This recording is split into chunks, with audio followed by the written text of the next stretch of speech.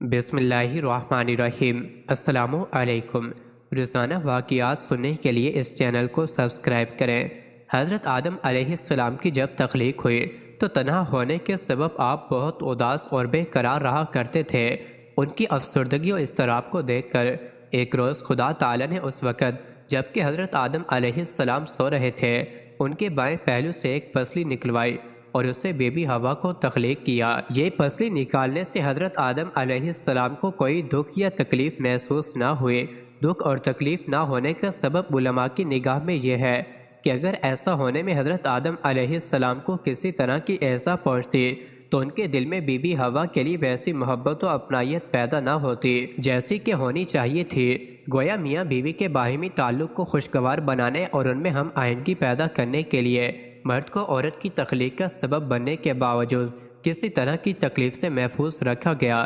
آپ کا نام ہوا رکھا گیا اس لیے کہ آپ کو ایک زندہ ہستی سے پیدا کیا گیا تھا۔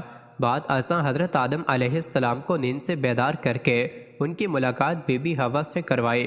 انہیں دیکھ کر حضرت آدم علیہ السلام نے بے اختیار ان کی طرف ہاتھ بڑھانا چاہا۔ تب حضرت الہی سے آواز آئی کہ آدم خبردار اسے مت چھوڑ، بے نگاہ یہ تجھ پر حرام ہے۔ چنانچہ حضرت آدم علیہ السلام کی درخواست پر ان کا نکاح بی بی ہوا کے ساتھ کر دیا گیا اور دونوں میاں بیوی کو جنت میں رہنے بسنے کی اجازت مرحمت فرمائی گئی۔ انہیں اجازت دی گئی کہ وہ جنت کے باغوں میں سے جو چاہے کھائیں، لیکن ایک درخت کے پاس بھٹکنے کی منعی کر دی گئی اور اس کا پھل ان پر حرام قرار دے دیا گیا۔ شیطان لعین جو حضرت آدم علیہ السلام کی تخلیق سے ہی ان کا دشمن بنا، ان کی طاق میں لگا بیٹھا تھا، ایک روز موقع پا کر وہ جنت میں داخل ہوا، بی بی ہوا کے پاس پہنچا اور انہیں ورغلایا کہ خداوند تعالیٰ آپ کو جنت سے نکالنے کا ارادہ رکھتا ہے، اسی واسطے آپ کو اس درخت کا پھل کھانے سے منع کیا ہے، کیونکہ کوئی بھی اس درخت کا پھل کھائے گا اسے کبھی جنت سے نہیں نکالا جائے گا۔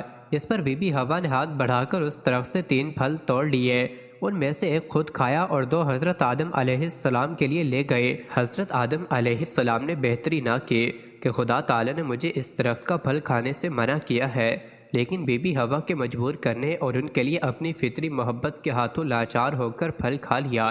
یہ پھل کھاتے ہی آدم علیہ السلام اور بی بی ہوا کی آنکھوں پر پڑے ہوئے حجاب اتر گئے۔ دونوں کی اریانی ایک دوسرے پر آیا ہوئے، وہ ایک دوسرے کو دیکھ کر شرمانے اور منہ چھپانے لگے اور درختوں کے پتے اتار کر اپنی ستر پوشی کرنے لگے۔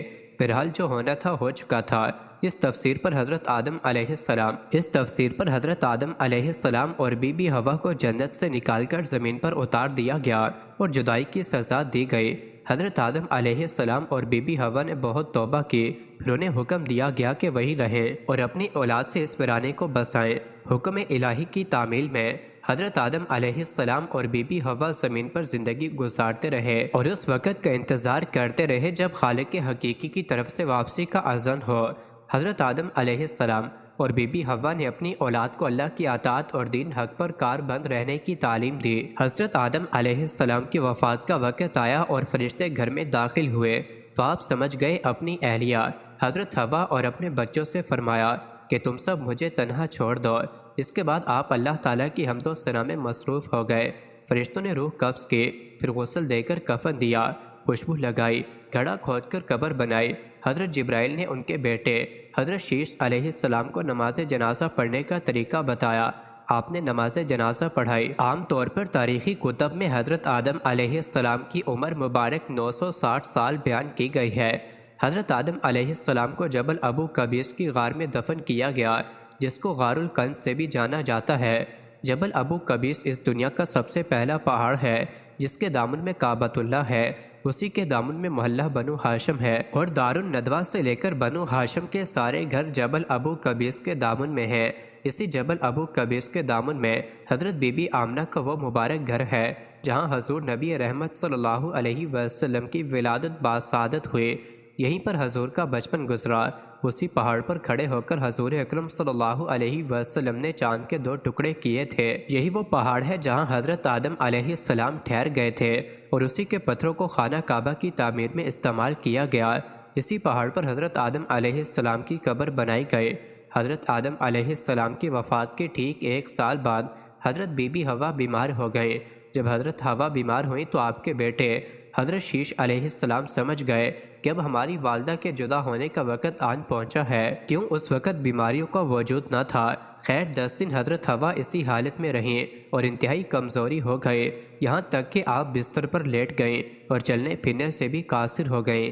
آپ کی تمام اولاد آپ کے بستر کے گرد جمع ہو گئے۔ پھر حضرت حوا نے سب کو باہر نکال دیا اور تبھی ملک الموت حاضر ہوئے۔